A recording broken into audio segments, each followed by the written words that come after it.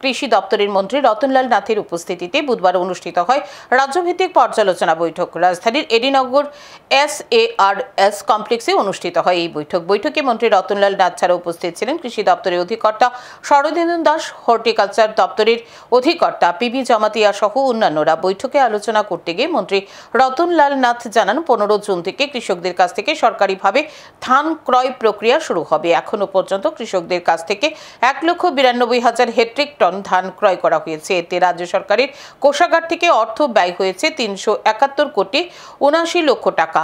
1,76,519 জন কৃষককে soil health card প্রদান করা হয়েছে। আরও 40,000 কৃষককে এই কার্ড প্রদান করা হবে। ধান উৎপাদনের ক্ষেত্রে দেশের মধ্যে 5ম স্থানে রয়েছে ত্রিপুরা রাজ্য। আমরা এই পর্যন্ত কৃষকদের থেকে 1,92,000 MT আমরা পারচেজ করেছি কৃষকদের থেকে, যাতে সহায়ক মূল্য অতি বেশি পয়সা পায়, মার্কেট থেকে যেন বেশি পয়সা পেতে পারে।